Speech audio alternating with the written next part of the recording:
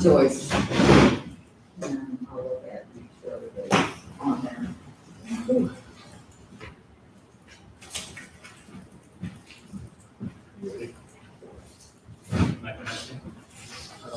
Okay, we live? All right, great. The computer says we're live, but I don't see it yet. All right, double check it.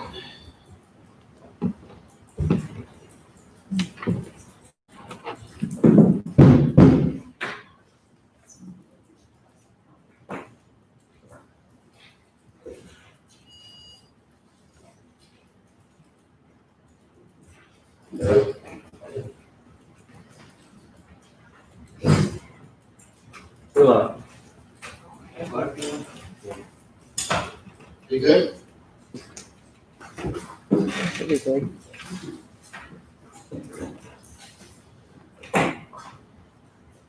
Yeah, I got it.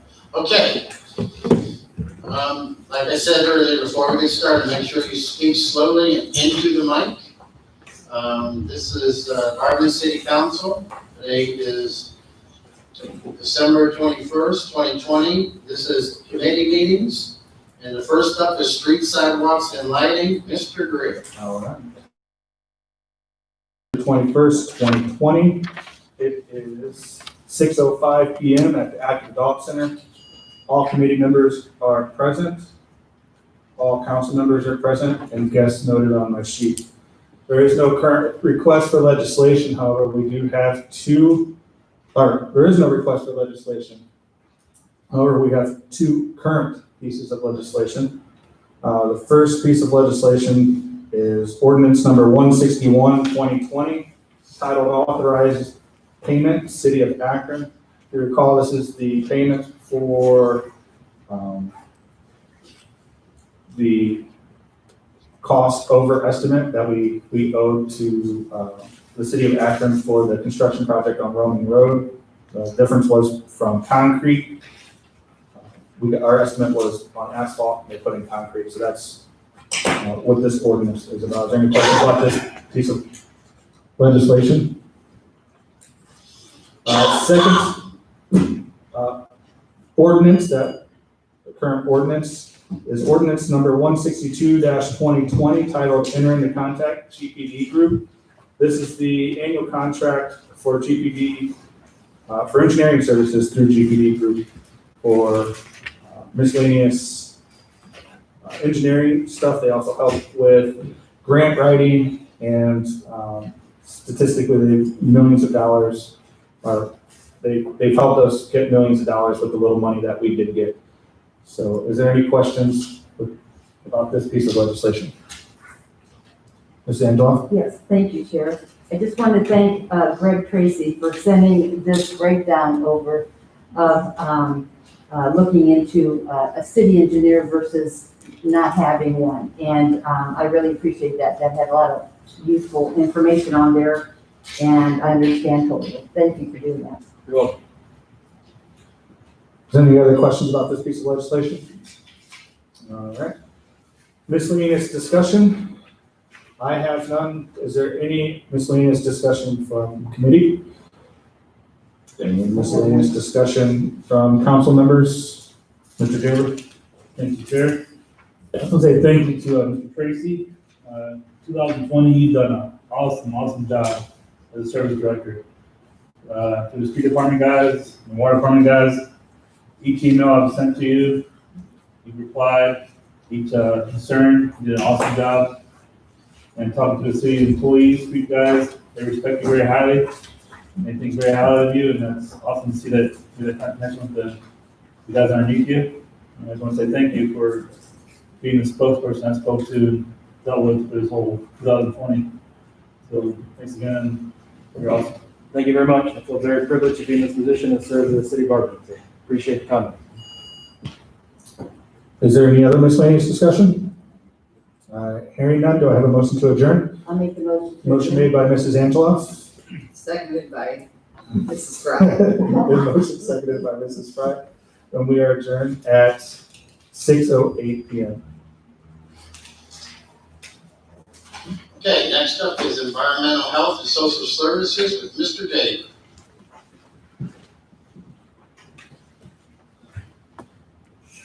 Thank you, Mr. President. Environmental Health and Social Services, meeting today at Active Adult Center, December 21st, 2020. Time is 6:09. Members present, other council members also noted, and guests. Today we have no new requested legislation. And we'll open this up to miscellaneous discussion to our members on top of the committee.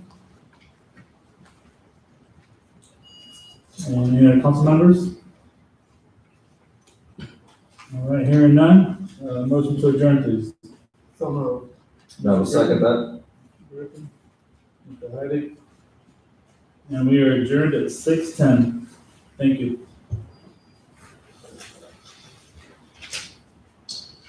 Okay, next up is planning, annexation, and codes. This is Angela. Thank you, Mr. President. This is Planning, Annexation, and Codes, December 21st. It is 6:10. All members of the committee are present, along with all council and guests as noted on my sheet. We have no new legislation to request. We have two pieces of current legislation. First one is resolution number 147, 2020, titled Amending Barberton Codified Ordinances, Chapter 670, Chapter 1422, and Chapter 1444. First reading was November 30th, second reading was December 14th. Third reading will be today. I'll open that up for any type of discussion with the committee first. No discussion? With the body? Okay.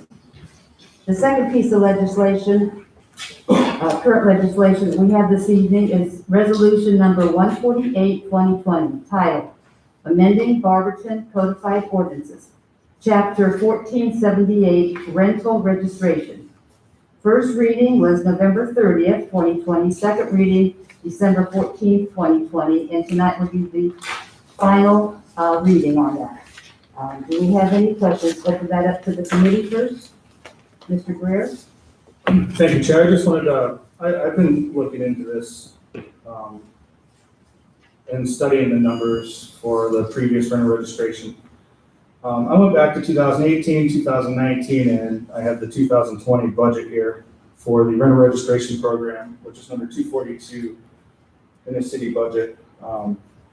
And I just wanted to point out that I don't know what we're looking at 2020 actual numbers for the thing, but we were only projected to have $12,000 in the rental registration fund as of December 31st, 2020. For 3 years that I went back, it looks like we're overusing this fund.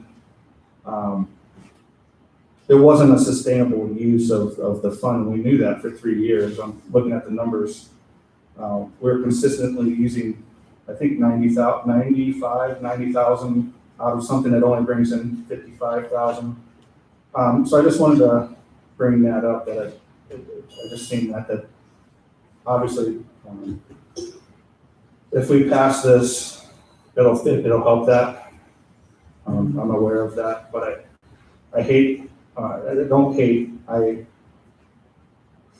a little disappointed that we're seeing this now. All the way, we knew this from 2018 when we were able to see this on the paper as a city.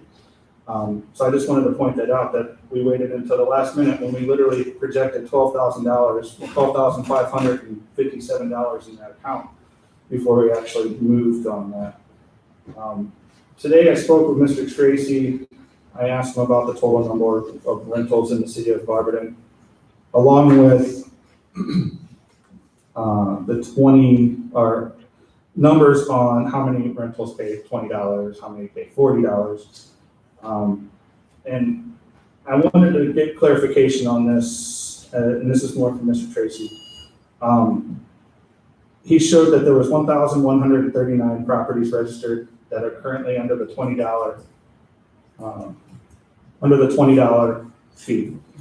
There's 2,583 units registered under the $40 fee. The $40 fee alone is at $103,000 if we collected on all of them. That's what I was going to clarify with Mr. Tracy. That alone is at $103,320. So I don't know where the numbers on the budget over the past couple of years, we're only projecting 55,000, 75,000, and the actuals don't even come close to this. Is this, I guess my question for Mr. Tracy and all of this is these numbers actual from prior years as well, or did they grow currently, like as we're trying to figure the system out? Well, I can tell you this year that throughout the adjustments we've been able to make with the software and getting all the parcels accurate and following up on the audit and work that we did a couple years ago, we're slated to, we've actually already exceeded $140,000 in revenue in that department. So a lot of it depends on how the invoices hit and us following up on people that haven't paid previously. Okay. Yeah, because that's what I was going to say. If you have those together currently with the current numbers, the minimum budget that we should see in that is at least $126,100, and we're not seeing that in the budget. So that's why I was. If these are new numbers, Now keep it in would make mind, sense. that's 100% compliance. I mean, Right. we also charge for water, sewer, sanitation, everything else, and you never see all of it. I mean, you're never going to get 100% of everything. So you're saying a return rate on collection is Right. I mean, you can't turn the rental off. I mean, it's just the same with water. Like you can turn water off and try to collect, but it's a little bit different with rental registration. You can't collect 100%. I mean, you probably won't. I guess I shouldn't say you can't. It's possible, but the likelihood is not high. So to expect the full amount of what the potential is probably being a little optimistic. Yeah. I just went back 3 years and I didn't see any numbers even close to that, so that's why I was asking. Yes. Thank you, Chair. I know that, like 2 years in a row, people actually called and said, why haven't I received my bill for my rental fees? And I know we were overwhelmed in the department, and a lot of people didn't get their billing as we were changing over software. So a couple of those years, we actually didn't get the bills sent out in a timely fashion because we were building this. So I know that we didn't get the money because they didn't get bills. So this has been a couple of years in the process of building. So of course we wouldn't see that revenue in that account because we just didn't get it in. And I was in the building department when asking those questions, and they were telling me we didn't get them sent out yet, we didn't have enough manpower and things like that, and the program wasn't set up. So I do know that happened. And I think that was a couple of years back that was happening. Chair, if I may, I have two other things.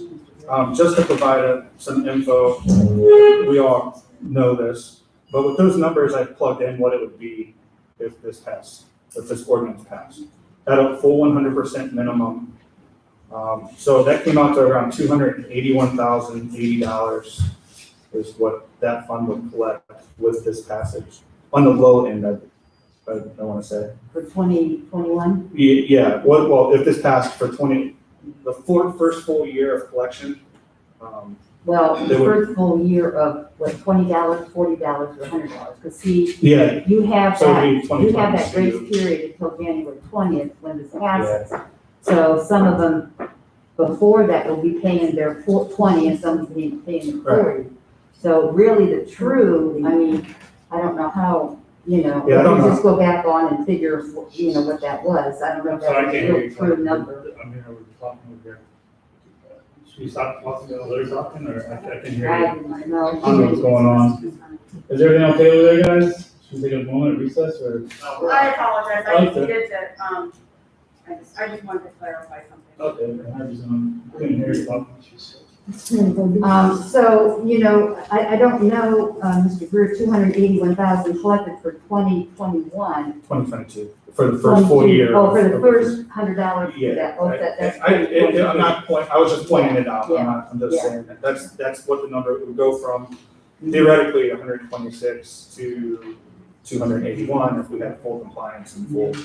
Well, that's what will make what we're hoping to have happen, be able to Right, happen. to have the Right, program or and then we whatever. can start with a plan on what we're, what that's gonna do.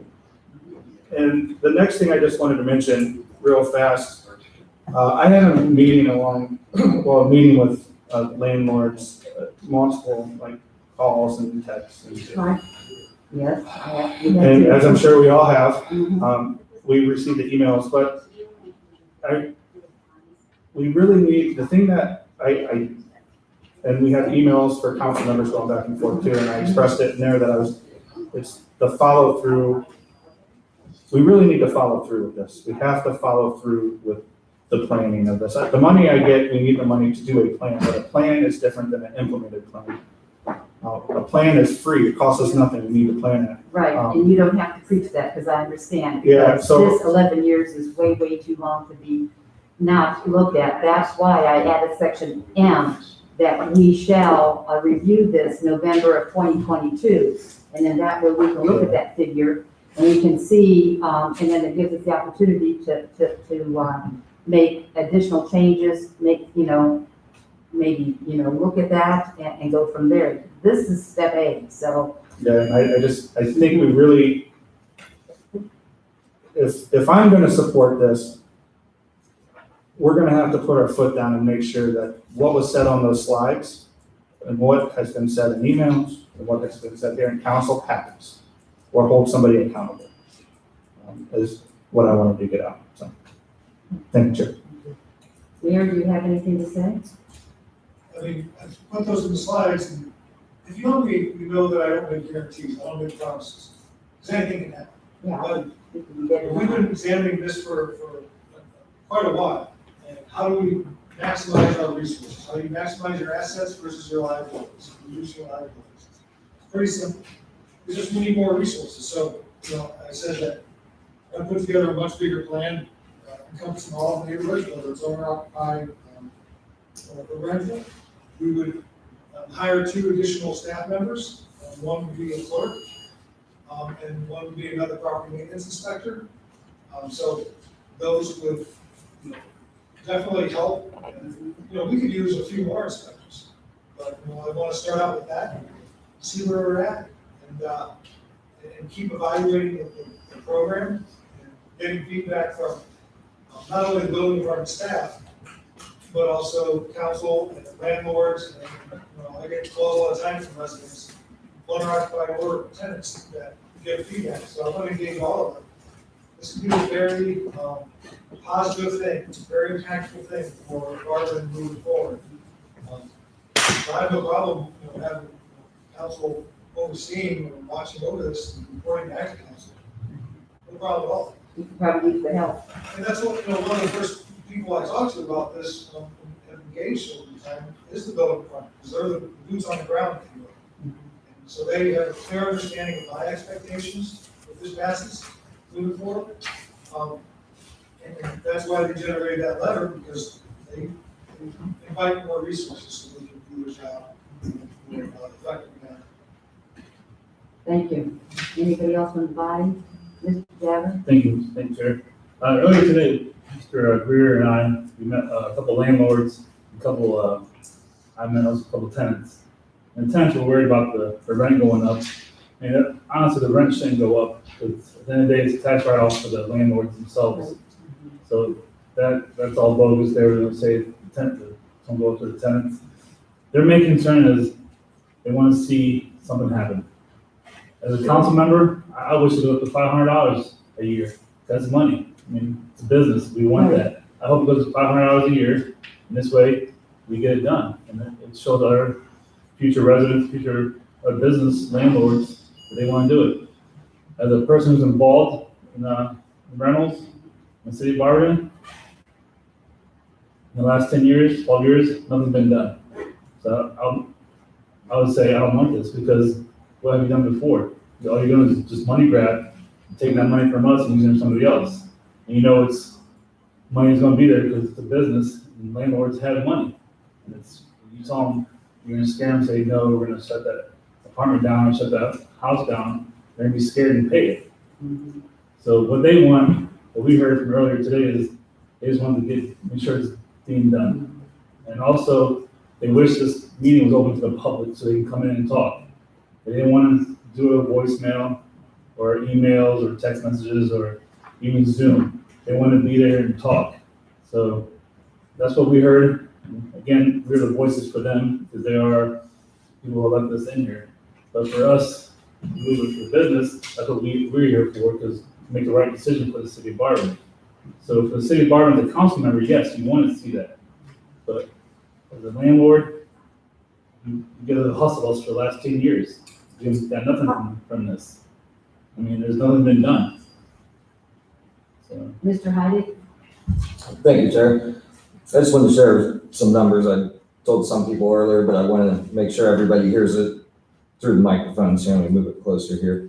Did a little research with the Bureau of Labor Statistics. In 2009, $40 would be the equivalent of $49.30 today. That is the equivalent, and this is based off the 930, not obviously inflation from 1 year to the next, as the 11-year whole. The equivalent would be 78 cents per month. If you take 40 divided by 12 months, that equals $3.33 a month. That is the current registration fee for a grand total of break-even point for inflation and fee of $4.11 a month. That's saying, in the past 11 years, if rent has gone up more than $4.11 a month due to inflation, what that essentially does is take buying power away from the tenant, because to keep up with inflation, keep up with fees, theoretically, it would only be $4.11 a month increase since 2009. And again, that's counting inflation today versus 11 years ago. My last point is, I have heard from landlords and I have heard from tenants, and I'm gonna have to say that you can say, I have to raise rents to cover certain registration fees. That is okay, that is part of the business. What I'm not okay with is any landlord saying, I have to raise it $10 to cover the cost, which is untrue, because if you are currently at the $40 rate, you're increasing $60, not $100. And that 60 divided by 12 is $5. So for a landlord to say, I have to raise it $5 with the excuse of, I need to cover the cost of the registration fee, is fine. Anything over that, I believe to be unethical to say. If you say $10, well, you're right, and that's if you're first time registering.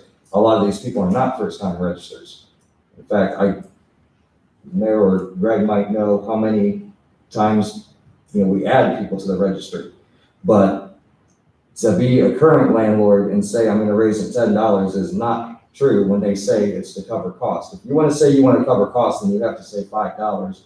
Or if it's the 80 divided by 12, if you're at the $20 rate, which would be $6.66 a month to cover costs, to go up from 20 to 100. But I just wanted to share those numbers because I think it's important, because people are renting, that the tenants know where their money is going and what things are happening, because they're the ones ultimately coming out of their pockets. To keep up with inflation and to keep up with $40, again, would only be $4.11 a month. So anytime it's raised, over 11 years, that $4.11 equals $542.52. If this year in 2020, rent was finally raised on from 11 years to $50 a month, that would be a difference of $57.48 that would still go to the landlord's pocket over the fees paid plus inflation. So once again, I think the tenant is due an explanation of what the true cost is to the landlord in all situations. And that's all I have. Thank you. Thank you for those figures, that's very interesting. Mr. Griffith? Thank you, Mrs. Angelo. The 11 years, that we haven't had an increase, I think we're way overdue, for an increase in the rental registration fee. The only problem I have with that. I know Bill says we're gonna hire inspectors, we're gonna do this, we're gonna do that. I have a problem with the enforcement of it. Because there's nothing rental, owner occupied. I can take you places right now tonight and it's dark. And you would be appalled, you would see like, what the heck's going on? And all this has been turned in. I'm not saying the inspectors didn't do anything, they did their job, they went out, they cited them, they did that, but after that, there's nothing. We don't get anything for this. You know, the house is still bad. If we want to improve the housing stock, you gotta walk on both sides of the street. You gotta do the rentals, you gotta do the owner occupied, you gotta put some teeth in it, you gotta go to the judges, you gotta do something. Because just raising fees and inspecting it and writing it down doesn't improve nothing, you know. But like I said, we're overdue. We didn't get our property tax levy, it fell, and B&W moved. The pandemic's here. Before the pandemic, we were still treading water, okay? So we have to do something. But what I want to see is enforcement. I want to see something that my money is doing. I want to see improvements in the neighborhood. So that's my view. I will second that. Mrs. Copeland? Yes, I was gonna say something to this same effect as Mr. Griffin, is that we need the support of the enforcement, that when we find these people, that we have the support to back it up, whether it's a rental property or a homeowner. And that is, it is aggravating that the harder we work at getting this, just like the case you told us about, that our inspectors, I don't know how many times that the different inspectors have said, you know, I'll go out and write it up again.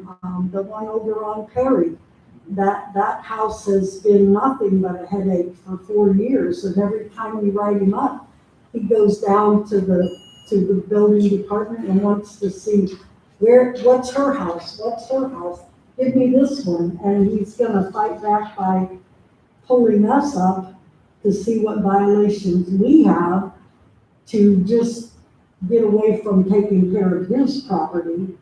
And we need to have the support of our judges behind our guys when they go out and write these things up. What do we have to do to get that support for us, you know, raising these fees? How's that gonna help us? Well, I think we're all on the same page that we want this enforced, and, you know, we're just not for the tenant, you know, we're anybody that votes in town, you know, we're for everybody in town, whether you're a homeowner, whether you're a renter, whether you're a landlord, if you live in town. That's another thing that you have to look at the big picture. I've had residents that said, oh my God, that's ridiculous. They only pay $40, you know? They might be living next to one that there's been violations, you know? Like I said, I've contacted the building department on repeated, same ones over and over and over again. And then you've got the resident living next to that, calling saying, you know, well, I told you about this last year and they came out and then that's it. They didn't do anything. Now I'm calling you again. Like it's, you know, like our fault, and we just pass that information. So I think one of the things that the mayor was talking about was doing like a ward area, you know, to where you would have maybe one inspection for ward, I'm just gonna say 2 and 3.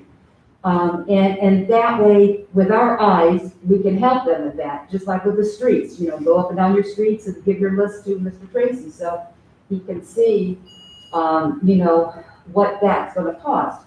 So I think too that, I think all of us together are probably, hopefully on the same page, and we do want to get this started, and we want to get this started next year. You know, some of you have only been on council for 1 year, and you've shown interest in changing things and making it better. Well, let's do it. You know, let's just go ahead and do it. That's the best thing I can say. And this is what we do first. and then we'll go on. Mr. Hyde? Thank you, Chair. One concern I got from landlords, and I spoke with the mayor here, and you can elaborate on that, is they want to know certain things like the paint rebate programs and all that. One in particular showed me different places that weren't rentals that were able to secure paint funds. I was unaware that that comes from a separate fund. Mr. Mayor, if you want to expound on that some? Yeah, so there's no commingling of funds. So everything collected through rental registration goes into a separate rental registration fund that's a financing program. So if we do a paint rebate program or any rebate program, you can have one program that funded by two different funds, one for general fund for owner occupied, one for rental. So when someone comes in, they say, I'm so-and-so, I want to take part in this program. This is my house, okay, is it a rental? Yes. Are you registered? So we'll make sure that's registered. If not, they'll get them registered. Then we'll do an inspection before they can take advantage of the rebate program. If it's an owner occupied, they can come in and show proof and take advantage of it. So we do have a line item for paint rebate. So we're speaking with our finance director, we want to continue that because we can use it for both. We did add the rental aspect of paint rebate just a few years ago after talking to one of the landlords. But we want to start another line item for just rebates. And that's going to be kind of based on what the property maintenance inspectors tell us. So maybe it's downspouts and gutters, maybe it's, and not just for rentals, but for paving. As they're going down the street, maybe it's something else, windows, roofs, whatever. So we'll look at how we can put a program together. But there's no commingling of funds, so if things fall through the cracks, we've had some turnover in employees. Right now, there's one clerk. So when she's out of the office, that stuff's not getting done. So having a second clerk is very important. Then there's better oversight that things are getting generated and getting generated in the correct way. So we want to make sure that nothing falls through the cracks, as Mr. Heidick is stating that there's been some cases. Thank you. Did Mr. that Frye? answer? This is kind of to you, Bill, too. We collect the rental registration fees. Now, I think some of the landlords are of the opinion that that is their money to use for their improvements. Is it, or is it not? Or is it to hire people that can enforce the building codes for owner occupied and rental? No, so the money is outlined in the legislation of how that money can be used. So you can use it to hire people, but we have to, whenever we split wages between different funds, we have to make sure that if they're getting paid 30% out of this fund, they're actually working 30% for rentals, and that's what we get paid. So we have to make sure that we say Bill Judge is getting paid these funds and he's actually doing that work. So it does go for rental use only, but it's already outlined in the legislation how it can be used. So rebate programs and things like that. So, technically it's their money in terms of, and I'm going to be asking for their input. What are they looking at? We're going to get a lot of opinions based on, I think, where the house is located. Older neighborhoods versus newer neighborhoods. Complexes versus single family homes. So. I wanted to add too that I, in addition to collecting the rental registration funds, I think our biggest problem is enforcement, like was said by Mr. Griffin. And I think that we have to make those rules tougher. I mean, you can't say that you have to cut your grass and then give them 2 weeks. I think it should be that it has to be done within 5 days or they're fined. And I think the fact that in the past, a lot of times they had so many layers to go through that by the time they got to the court, the judge would just fine them like $25 or whatever. And they know the game. So therefore, why should they comply with our demands or with the ordinances or whatever? It's easier for them to just, and cheaper for them just to ignore all the rules and go through the process and end up paying a very small fine. and not actually addressing the problem that we want them to address. So I would like for all of council to think of ways that we can make that process better and possibly pass ordinances or whatever to impose, the penalties and the fines and everything without getting to the court part. Or without even assessing their property, because that isn't working either. Yes, Mr. Hyde. Thank you, Chair. This will be my last point. These are all great points. The only sticking point is, without this current piece of legislation, it's a fantasy world. We can sit there and talk about how we're gonna enforce, how we're gonna Exactly. bring people on. If this legislation does not pass, then everybody's going to get what they've always got for the past 11 years. Any grievances Right. over the past 11 years will continue for another 11 years, because without this, there can be no, all this conversation we have, Is a we viewpoint. might as well just be talking to the wall without the current legislation. Right. We can sit here and say we need more enforcement, okay? Where are we gonna get them? You know, we want renters, we want an inspector to drive down the street without a list of addresses and just look side to side. Who's gonna do it? We don't have it. So without this, then none of this can happen. I just got a text message saying it's not online, if you want to double check. No, Mrs. Miller, who had your hand up? No, is it online? We might be down, I just got a text message. Oh. Is it live still? Yeah, we're still live. Is it live? Yeah, it's live and there's two people watching. Okay, I apologize, I interrupted, let me share last time. That was my final point there. Okay, Sorry, thank you. And that is true. You know, we do have quite a few ordinances on the books, but we can't enforce some of those. And that's the problem. Don't pass ordinances if we don't have a plan to enforce them. And Mrs. Miller? First of all, I want to say I support any additional work that council wants to do and the mayor has worked on in enhancing the rental registration process. But I want to caution everyone to stop using anecdotal scenarios that you're really not that familiar with.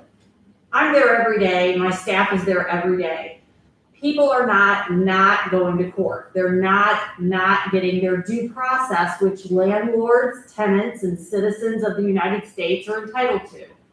So when we give tickets to people in America, you get to come to court. That's what you get to do in America. And so they are exercising the rights that they have as Americans. Now, we might not like that, but that's what happens. So when you say things like they just get a $25 fine, well, they do get a $25 fine, but they also get court costs. Does anybody know what court costs are in the city of Barberton? Well, they're far, far higher than $25. So any landlord who can do math would know that it's gonna cost him or her a lot more money to pay that ticket than to mow the lawn. Because I don't think that they're paying $145 to mow a lawn in Barberton, right? So they're not doing it because it's cheaper to pay a fine. They're not doing it for a million reasons. I don't know what those reasons are, but it's not because they're only paying $25. Because it's not $25, it's $25 in court costs, which rounds up to be about $150.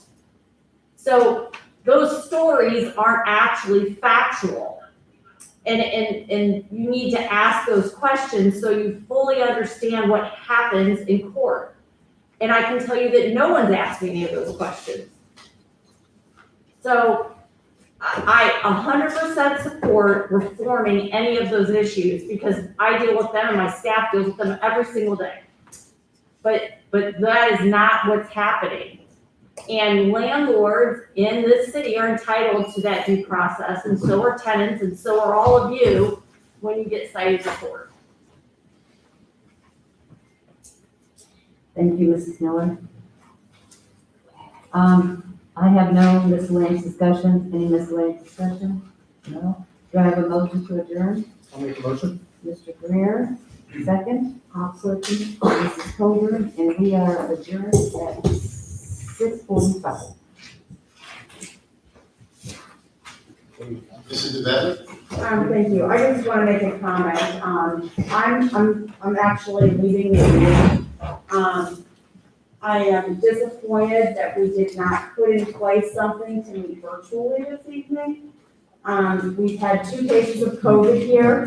That's 20% of us. It's 5 days and 4 days until Christmas. I actually lost a really dear friend today to COVID who's younger than me. And I don't necessarily know that it's safe for us to be meeting here tonight. So for that reason, I'm not staying. I sent an email, last Tuesday expressing concern, and here we all sit. And so I'm respectfully leaving, and I didn't want to discuss in the middle of the meeting. Can you, let us know who else might be COVID that we might be in danger? Well, no, I don't know, no, I don't know. I know that we've had 2 cases amongst us. And, you know, as a result of that, but I'm not gonna disclose any information. I'm just saying that my kids won't come home for Christmas if I stay in this room right now, because this is not responsible. There is technology available for us to do our business outside of this room. And we've had 9.5 months to figure it out. And yet, here we sit. And I said my piece. How will your vote? Can she vote for stuff now? I guess I can't vote because You gotta be here. I respect your decision. Thank you. I apologize. No reason to apologize. So, this is virtual. If we can figure out a way. It's not a big deal. She goes, We had 9.5 months to figure it out. she goes home. Happy holidays. Happy New Year. Merry Christmas. Is anybody else feel that way now? This will probably be our last meeting, we'll all be here. We're working on getting iPads, Mayor and I are working on Zoom, and so this should be the last meeting where we're all meeting here, so. Mr. President, Yes, I just dropped in shortly to say, I understood there might be some questions about the liquor transfer, and that's why I stopped in today. Were there any questions? I never got any. Anybody? I do have a question, Mr. President. Thank you. Mhm.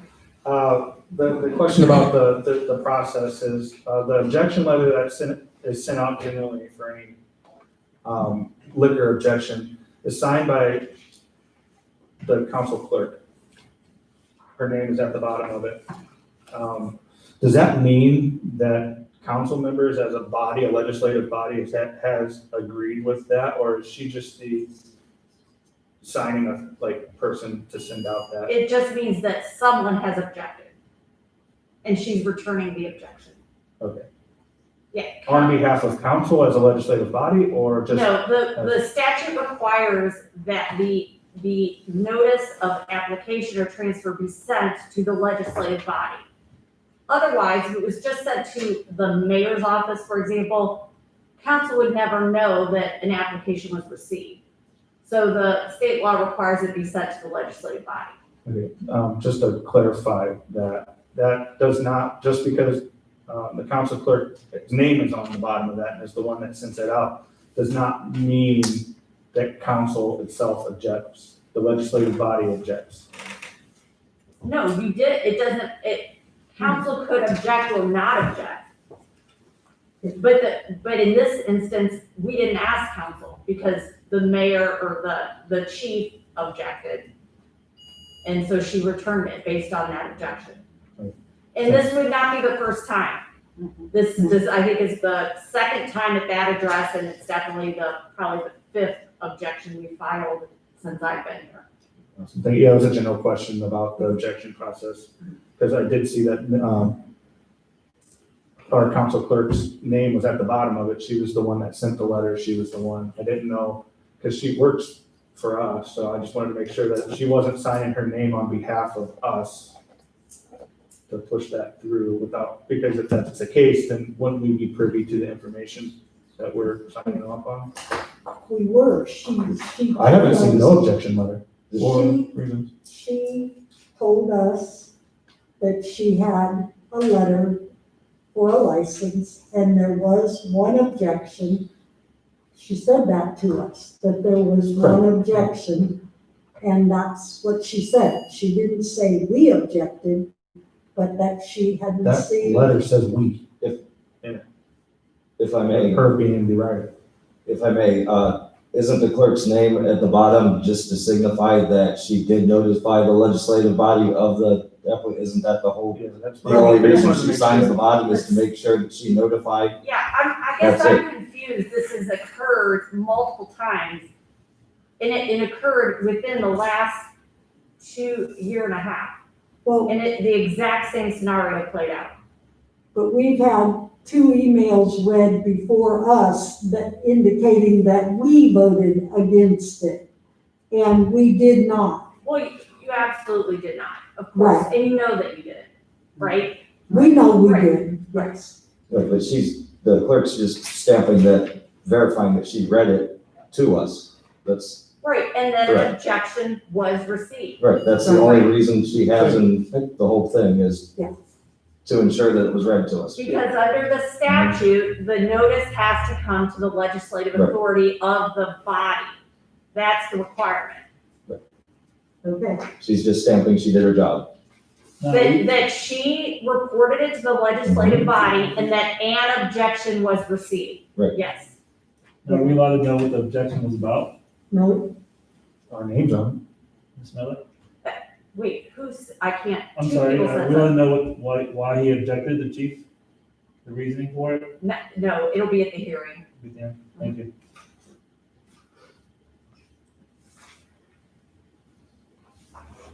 Anyone else? All right, we'll continue with our committee meetings. Next up is Finance and Personnel, Mrs. Fry. Happy holidays, Merry Christmas, Ms. Miller. Thank you.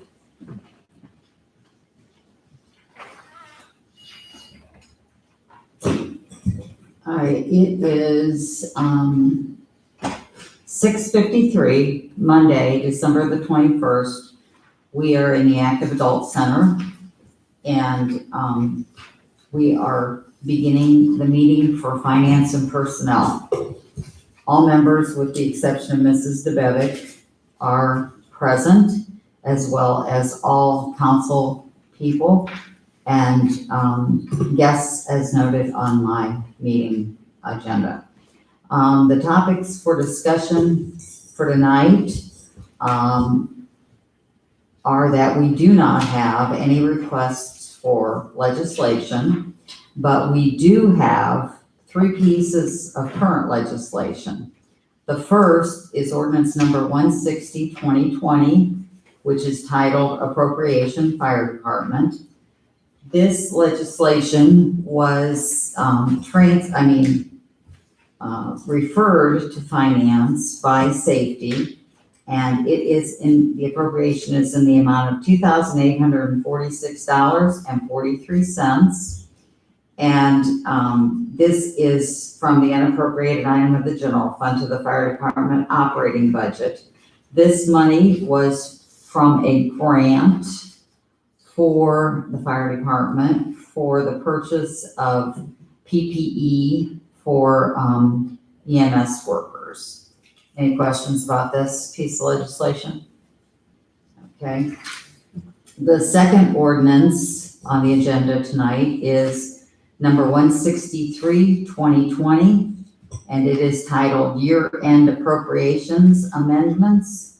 This particular ordinance is one that is done at the end of each year, and we appropriate funds into the budget for the beginning of 2021. And it basically is in the amount of a quarter of what that budget will normally be. Are there any questions about this piece of legislation? All right, the third piece of legislation we'll be voting on tonight is ordinance number 164-2020. And the title is 2021 Temporary Budget. And this is the temporary budget to start the year 2021. And this is an ordinance that is passed each year at this time as well. Are there any questions about this piece of legislation? Okay, thank you. Now I can open it up for any miscellaneous discussion if anyone has any questions or comments. Mr. Heidig? Thank you, Chair. I just have a couple. Lisa McLean, I think she just stepped out there, but I wanted to thank her at the end of the year. You know, she'll be gone, and as the Chair of the Parks and City Property, she's been a tremendous asset to me through emails, through communications, and I'm gonna miss her for the next year. The other one is, I can't say enough that I'm going to miss Renee being the clerk, but I welcome our new clerk. What the body doesn't know is the first meeting that I was seated was December 11th. It was a Wednesday, and it was an emergency meeting. My papers were in front of me. She had more notes than I could describe right now, what I say, when I do, how I do things, and I kept those just because she was right there to make sure that I didn't have to look around and somebody poke me with a stick or something. But nobody knew that, but I wanted to make sure everybody knew that. So that's all I have. Thank you, Mr. Heidig. Anyone else? Mr. Jaber? Do we have a new Parks Director named yet, or who decided that? What's that? The Parks Director, who's taking that position? Parks Commission, Have they decided just that like yet? the Planning Commission. I don't know, I haven't, Has anybody heard chair, anything? maybe the chair of the parks. I was not notified. There is a new parks director, that person has not started yet. Mr. Bob? The new Parks Director's name is Don Patterson. I interviewed him. There will be a profile in this week's Herald. Don Patterson? Yes. Thank you. Can I ask another question? How did he know that and you didn't know that? I didn't know. Oh, you did? You didn't ask? Yeah. That's all good. Thank you. Okay, that's the end of our committee meeting. I adjourn. All right, hearing no other comments, do I have a motion to adjourn? Okay, motion made by Mrs. Angela and seconded by Mr. Medges. And we are adjourned at 6:58. Thanks, Bob, appreciate it. Okay, we'll take 10 minutes. I do too. Yeah. It says that there's two, but I can't find it. You can't find it.